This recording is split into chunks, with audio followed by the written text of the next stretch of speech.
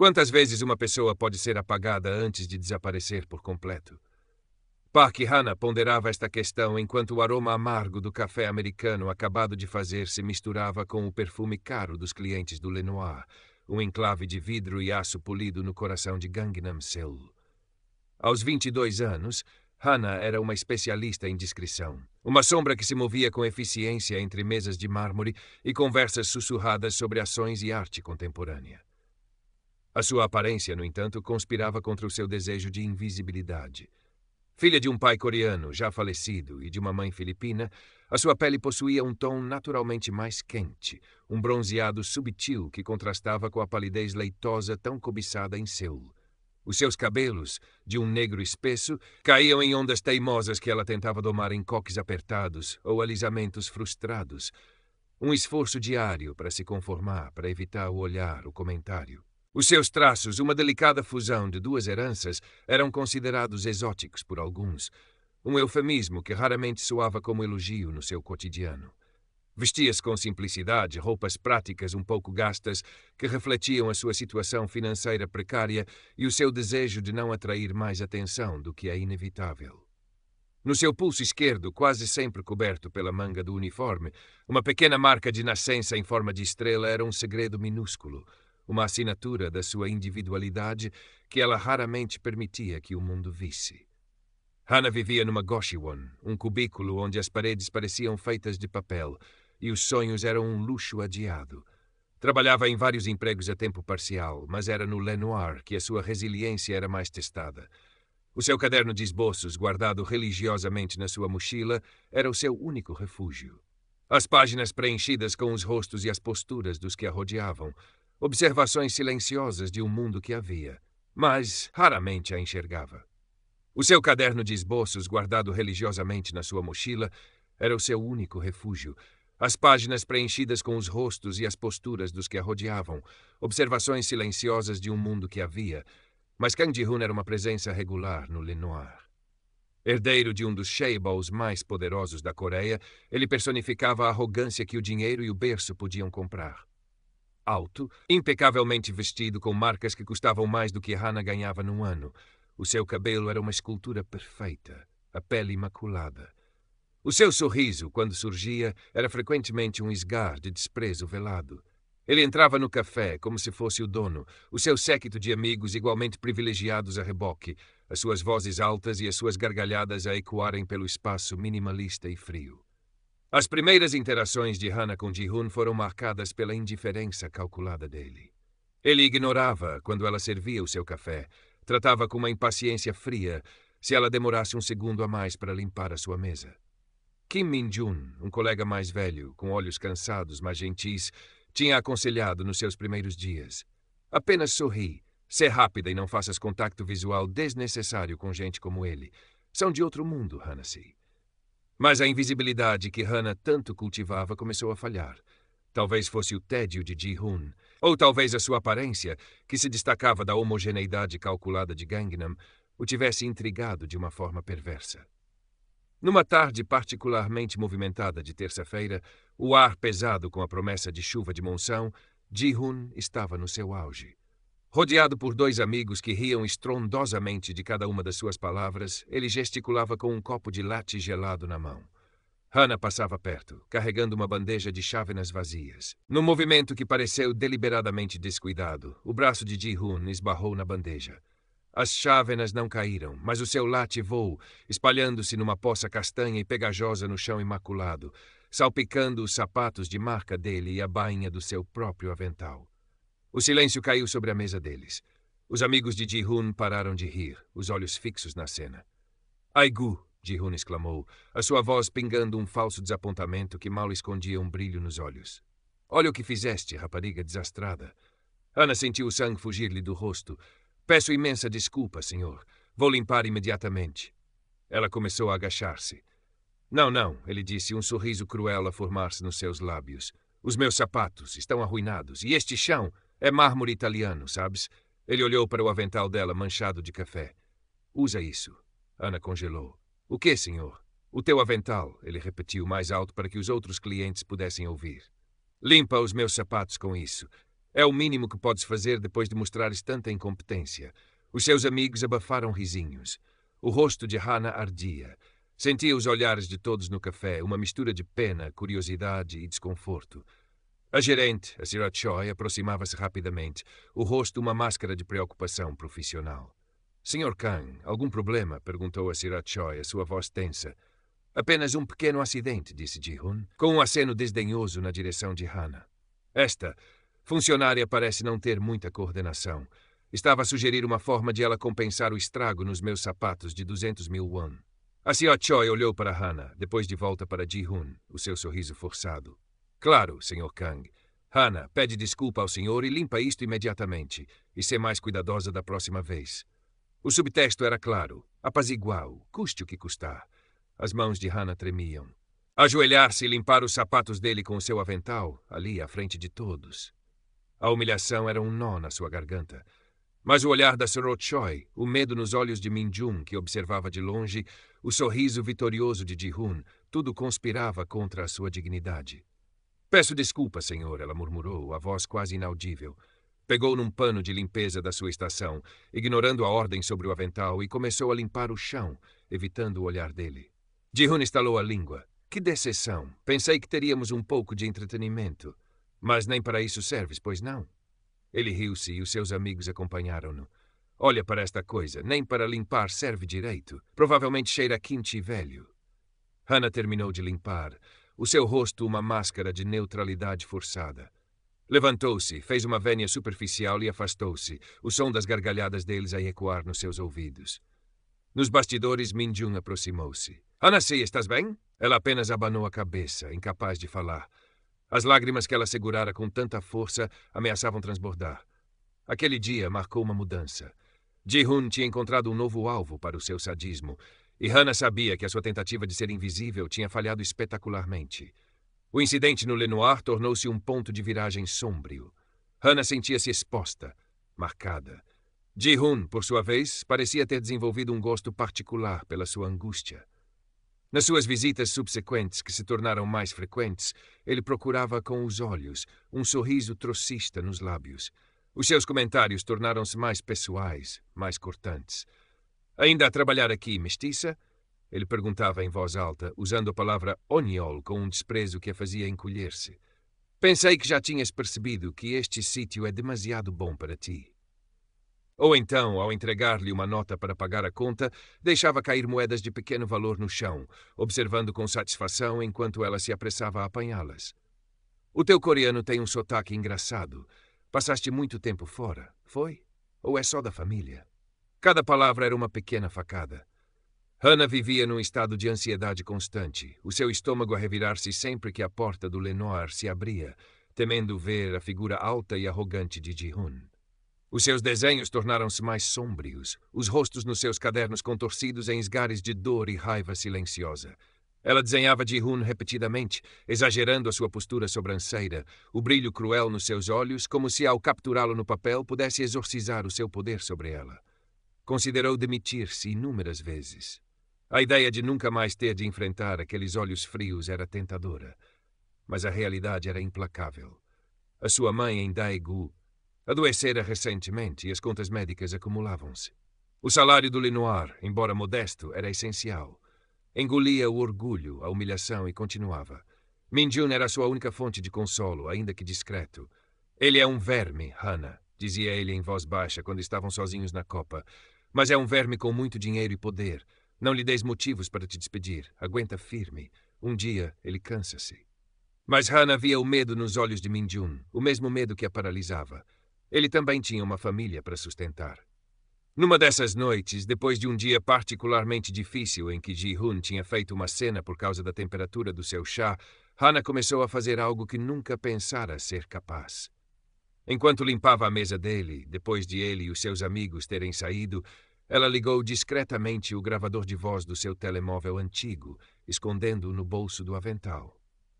Capturou fragmentos das suas conversas, os seus comentários depreciativos, o tom de voz condescendente. Não sabia bem porquê, ou o que faria com aquilo.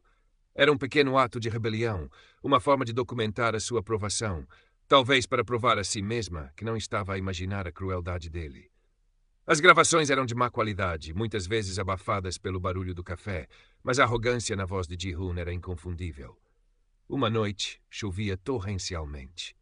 Ji-hoon e o seu séquito tinham ocupado a área VIP do Lenoir durante horas, bebendo champanhe caro e rindo alto. Quando finalmente saíram, deixaram para trás a desordem habitual. Copos vazios, guardanapos amarrotados, cinzeiros a transbordar, apesar da proibição de fumar. Ana suspirou, começando a tarefa de limpar. Ao recolher os copos da mesa baixa de centro, algo pequeno e elegante, de cabedal preto, escorregou de entre as almofadas do sofá e caiu no tapete com um baque suave. Era um bloco de notas, ou talvez um diário, do tipo que pessoas como Ji-hoon usariam, discreto, caro. Instintivamente, Hannah olhou em volta. Estava sozinha na área VIP. A curiosidade, misturada com um vago pressentimento, venceu a sua habitual cautela. Pegou no objeto. Era pesado para o seu tamanho. Hesitou. Deveria entregá-lo à gerência? Mas a imagem do sorriso trocista de Ji-hoon veio-lhe à mente. E se contivesse algo? Algo que ela pudesse usar? A ideia era assustadora, mas estranhamente atraente. Com o coração a bater descompassado, escondeu o bloco de notas no bolso fundo do seu casaco. Mais tarde, na solidão da sua Goshiwon, com o som da chuva a fustigar a pequena janela, Hannah abriu o bloco de notas. As páginas estavam preenchidas com uma caligrafia apressada, quase ilegível em alguns pontos. Havia nomes de empresas que ela não reconhecia, datas, valores monetários astronômicos e o que pareciam ser palavras-chave ou códigos. Numa página, um nome destacava-se. Projeto Imobiliário Wilson. Ana lembrava-se vagamente de ter lido sobre ele nos jornais. Um desenvolvimento controverso nos arredores de Seul, marcado por protestos de ambientalistas e acusações de irregularidades. À medida que folheava, um padrão começou a emergir. Pareciam ser registros de pagamentos, encontros, nomes de políticos e funcionários públicos. Não eram apenas negócios. Havia algo de clandestino, de ilícito na forma como estava registrado. Uma anotação em particular chamou a sua atenção. Encontro com o vice-ministro Kim. Ilseon garantido, 500 mil no local habitual. Um arrepio percorreu a espinha de Hannah. Isto era muito maior do que ela imaginara. Não eram apenas os desabafos de um herdeiro mimado. Parecia ser a contabilidade secreta de um esquema de corrupção em grande escala. O poder que emanava daquelas páginas era palpável e perigoso. Nos dias seguintes, Hannah viveu numa névoa de medo e excitação nervosa. O bloco de notas de Ji-hoon tornou-se a sua obsessão secreta.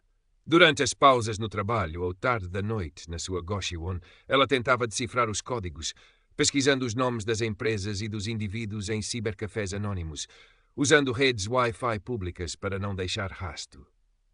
A cada nova descoberta, a imagem de Kang Ji-hoon, o playboy arrogante, transformava-se na de um criminoso calculista, envolvido até ao pescoço num esquema que poderia abalar os alicerces da empresa da sua família e implicar figuras poderosas. O projeto Ilseon, descobriu ela, envolvia o desvio de terrenos protegidos para a construção de um complexo de luxo. Os pagamentos registados no diário pareciam ser subornos para silenciar a oposição e obter licenças fraudulentas. A dimensão da corrupção era estonteante. O peso da informação era esmagador. O que fazer com aquilo? Entregar à polícia? Mas que polícia acreditaria nela? Uma simples empregada de café contra um Kang? E se a polícia estivesse também envolvida? O medo da retaliação era paralisante. Ji-hoon, com os seus recursos e conexões, poderia destruí-la, arruinar a vida da sua mãe. No entanto, a lembrança das humilhações sofridas, não apenas por ela, mas pela sua mãe, que também enfrentara o preconceito como imigrante, alimentava uma chama de raiva justa.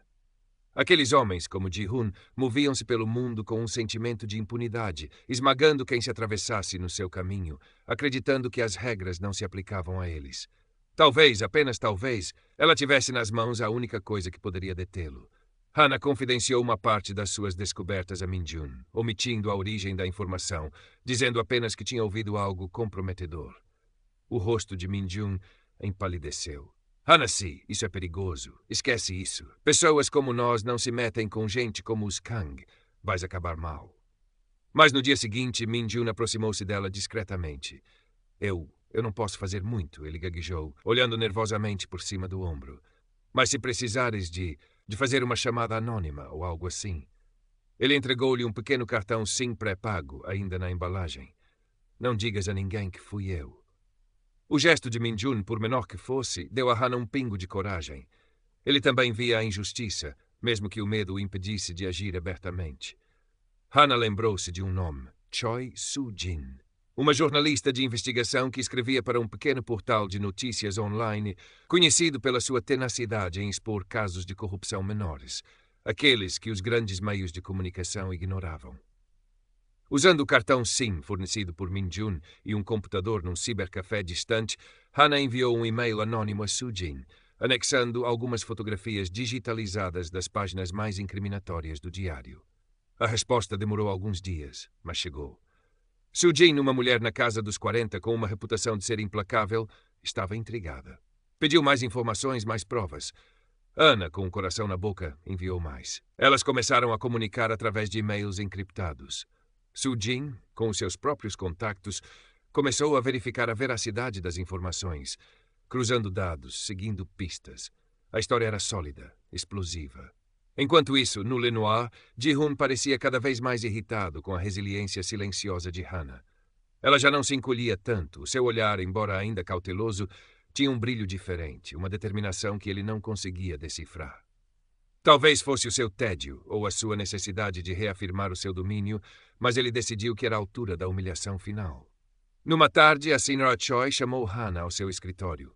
"Hana-si", começou ela com um tom falsamente pesaroso, "temos um problema. Houve um desaparecimento de dinheiro da caixa registradora ontem à noite, durante o teu turno. E bem, tu foste a última a sair." Hana sentiu o chão desaparecer sob os seus pés. "Mas eu não tirei nada. Eu nunca faria isso."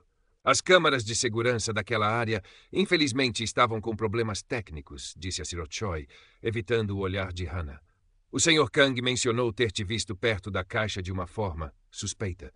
Ele está muito preocupado com a segurança do estabelecimento." Era uma armadilha clara, orquestrada por Ji-hoon. Ele ia destruí-la, não apenas com humilhações, mas com uma acusação criminal. "Isto é uma investigação interna, claro", continuou a Sra. Choi. "Mas, até que tudo se esclareça, está suspensa, sem vencimento." Hana saiu do escritório, atordoada. O seu mundo desabava. Mas, por entre o pânico, uma nova resolução endureceu-se dentro dela. Ji-hoon tinha ido longe demais. Era a altura de ele pagar. Naquela noite, ela enviou a última remessa de provas a Choi Soo-jin, incluindo as gravações de áudio que fizera, onde a voz de Ji-hoon, embora abafada, revelava a sua crueldade e, em alguns momentos, vangloriava-se de como conseguia resolver problemas com dinheiro. O plano com a jornalista estava traçado. Arriscado, mas era sua única hipótese. O dia da inauguração da Galeria K, o mais novo empreendimento cultural patrocinado pela família Kang, chegou com o brilho frio de uma noite de outono em Seul. O evento era o epítome do luxo e do poder, uma confluência da elite empresarial, política e artística da cidade. Kang Ji-hoon, impecavelmente vestido num fato feito à medida, era o anfitrião perfeito, distribuindo sorrisos calculados e apertos de mão firmes, a sua arrogância natural temperada por uma camada de charme superficial. Ele estava no seu elemento, o centro das atenções, banhado pelos flashes dos fotógrafos.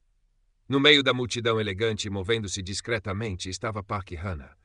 Graças a Choi Soo-jin, que conseguira uma credencial de imprensa para si e uma de assistente de fotógrafo para Hana, ela estava ali, não como a empregada de café humilhada, mas como uma observadora silenciosa, o coração a bater descontroladamente contra as costelas. Graças a Choi Soo-jin, que conseguira uma credencial de imprensa para si e uma de assistente de fotógrafo para Hana, ela estava ali, não como uma empregada de café humilhada, mas como uma observadora silenciosa, o coração a bater descontroladamente contra as luzes. O seu disfarce era simples, roupas escuras, um boné a sombrear-lhe o rosto e uma grande máquina fotográfica, que mal sabia usar, pendurada ao pescoço. O medo era uma presença gelada, mas a adrenalina e a determinação eram mais fortes. O ponto alto da noite seria o discurso de Ji-hoon. Ele subiu a um pequeno palco sob os holofotes e começou a falar sobre a importância da arte, o legado da sua família, o futuro brilhante de Seul, palavras vazias que soavam ocas aos ouvidos de Hana. Ela viu Choi Soo-jin posicionar-se estrategicamente perto da frente, o seu olhar fixo em Ji-hoon, um pequeno gravador na mão. Quando Ji-hoon fez uma pausa dramática antes de agradecer aos patrocinadores, a voz de Soo-jin cortou o silêncio polido da sala. "Senhor Kang Ji-hoon." A sua voz era clara, incisiva, captando a atenção de todos. Ji-hoon pareceu momentaneamente surpreendido pela interrupção. O seu portal de notícias, Veritas Korea, tem uma pergunta. Poderia comentar as alegações de suborno e fraude fiscal em larga escala relacionadas com o projeto imobiliário Ilsion, que envolve diretamente a sua empresa e, segundo documentos que possuímos, a sua participação ativa em pagamentos ilícitos a funcionários públicos. Um murmúrio percorreu a sala. Ji-hoon empalideceu visivelmente sob as luzes. Isso é um absurdo. Uma calúnia infundada. Ele gaguejou, tentando recuperar a compostura. Este não é o momento nem o lugar para... Temos aqui cópias de extractos do que parece ser o seu diário pessoal, detalhando esses pagamentos. Continuou Soo-jin, implacável, levantando algumas folhas de papel. Eles acabam de ser publicados no nosso site, juntamente com outras provas documentais. Gostaria de os ver? Nesse preciso momento, como se fosse um sinal, os telemóveis na sala começaram a vibrar e a apitar. Notificações do Veritas Korea e de outros pequenos blogs de notícias que tinham recebido o embargo da história de Soo-jin espalhavam-se como fogo. Os rostos dos convidados mudaram de curiosidade para choque, depois para um horror mal disfarçado à medida que liam os cabeçalhos nos seus ecrãs. A fachada de Ji-hoon desmoronou-se completamente. O suor brilhava na sua testa. Ele abria e fechava a boca, mas nenhum som saía. Os fotógrafos antes focados no seu glamour agora capturavam o seu pânico, os flashes a dispararem incessantemente.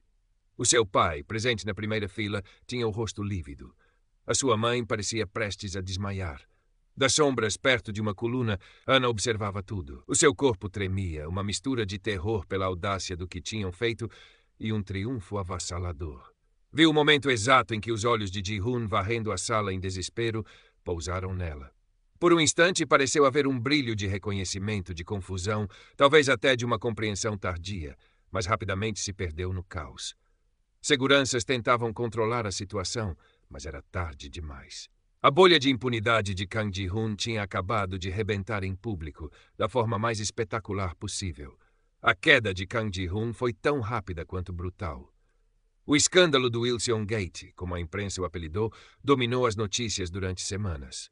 As ações da Kang Corporation desabaram. O pai de Ji-hoon foi forçado a demitir-se do cargo de presidente e a família lutava desesperadamente para controlar os danos, distanciando-se publicamente do filho pródigo. Ji-hoon foi detido para interrogatório poucos dias depois da inauguração da galeria. As provas, meticulosamente compiladas por Hannah e verificadas por Soo-jin, eram esmagadoras. Ele enfrentava acusações criminais graves por suborno, evasão fiscal e associação criminosa. A sua arrogância dera lugar a uma figura pálida e abatida nas fotografias dos jornais. Para Hannah, os dias seguintes foram uma mistura de alívio profundo e incerteza. A acusação de roubo no Lenoir foi discretamente retirada pela gerência, que agora tentava a todo custo dissociar-se de qualquer ligação com Ji-hoon. Ela estava desempregada, o seu futuro imediato uma tela em branco, mas sentia-se mais leve do que em anos. O peso da opressão tinha sido levantado. Uma semana depois, Kim Min-jung procurou-a. Encontrou-a num pequeno café perto da sua antiga Goshwon. Ele parecia envergonhado, mas também genuinamente admirado. "Hannah-si", ele começou. Eu queria pedir desculpa pela minha covardia e queria dizer, o que fizeste foi incrivelmente corajoso. Eu nunca teria tido coragem. Ele ofereceu-se para ajudar a encontrar um novo emprego. Partilhou alguns contactos. A sua gentileza, agora livre do medo, era reconfortante. Choi Soo-jin também a contactou. O Veritas Korea tinha ganho notoriedade nacional com o furo. "Hannah", disse Soo-jin ao telefone, a sua voz normalmente austera, suavizada por um toque de calor, "a tua coragem tornou isto possível. E a tua atenção aos detalhes, os teus esboços que me ajudaram a visualizar algumas das ligações. Tens talento para observação." Ela ofereceu a Hannah um pequeno trabalho freelance de pesquisa e ilustração para o portal. Não era muito, mas era um começo, um reconhecimento do seu valor. Meses mais tarde, o outono dera lugar a um inverno rigoroso, mas para Hannah, uma nova estação tinha começado. Ela já não vivia na Goshwon. Com o dinheiro que ganhara com alguns trabalhos para Soo-jin e uma pequena compensação anônima que suspeitava ter vindo da família